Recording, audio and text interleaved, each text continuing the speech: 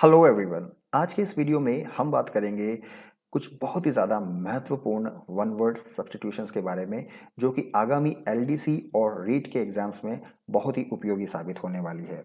इस वीडियो में जो कलेक्शन मैंने तैयार किया है, ये उन्हीं वर्ड्स का है जो कि फ्रीक्वेंटली पूछे गए हैं सेंट्रल गवर्नमेंट और स्टेट गवर्नमेंट के एग्जाम्स में। So without wasting much time, let's start with today's session. An animal story with a moral. जानवरों की ऐसी कहानियां जिसके अंत में हमें कुछ ना कुछ मॉरल मिलता हो, कोई ना कोई नैतिक शिक्षा मिलती हो, उन कहानियों को हम बोलेंगे फैबल। वहाँ चार ऑप्शन होंगे। अगर हमें याद है, अगर हमने रिवीजन कर रखा है, तो हमें वहाँ आसानी होगी सही विकल्प चुनने में। A thing likely to be easily broken. ऐसी कोई भी चीज़ जिसे आसानी से तोड़ा जा सकता है, या कोई भी जिसकी संभावना बहुत ज़्यादा है आसानी से टूटने की, उस चीज़ को हम बोलेंगे brittle. Brittle. Body of singers.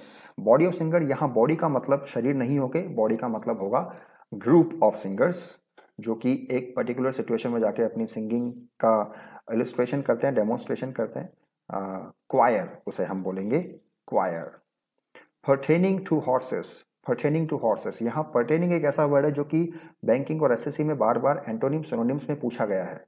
Pertaining का मतलब होता है की तरह दिखना या से संबंधित होना। तो पर्टेनिंग टू हॉर्सेस, हॉर्सेस से संबंधित होना, हॉर्सेस की तरह दिखना, हॉर्सेस जैसा लगना। यहाँ टू एक फिक्स्ड प्रेपोजिशन है जो कि पर्टेन के बाद में यूज होता है। इस पे भी कई सारे क्वेश्चंस बने हैं अलग अलग एग्जाम्स में, चाहे वो स्टेट गवर्नमेंट का एग्जाम हो या सेंट्रल गवर्नमेंट का एग्जाम हो, कि पर्टेनी के बाद में सही प्रेपोजिशन का चुनाव करना होता है, उसमें आप टू का यूज लगा सकते हैं। तो कोई भी चीज़ जो घोड़े की जैसे दिखती हो, हॉर्स से संबंधित हो, उसे हम बोलेंगे एक्वाइन।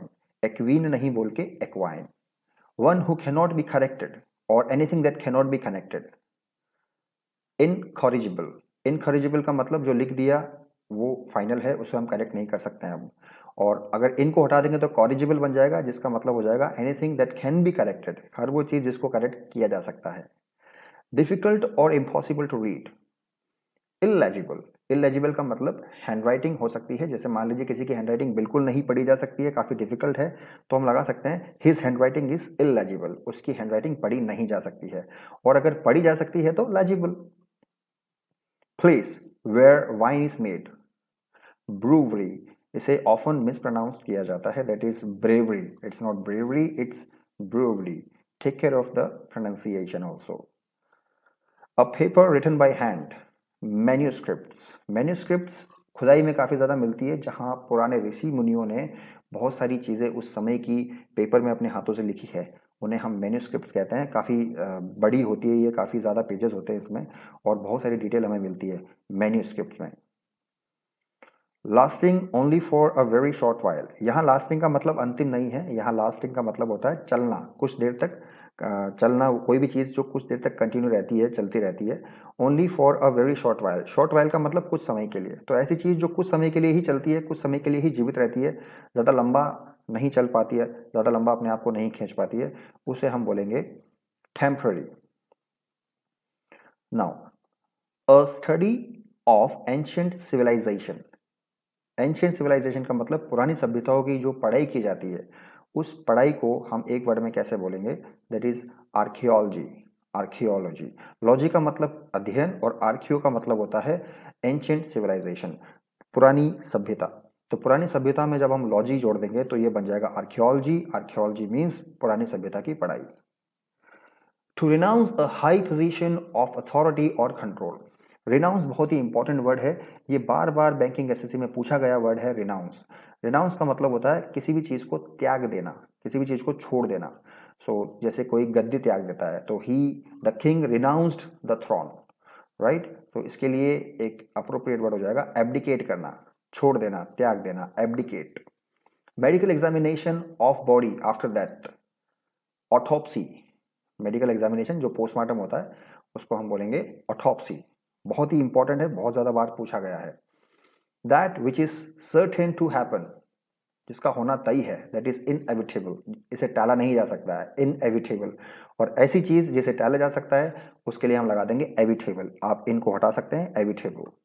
एविटेबल जिसको टाला जा सकता है, इनएविटेबल जिसे नहीं टाला जा सकता, ये तो होगी ही होगी।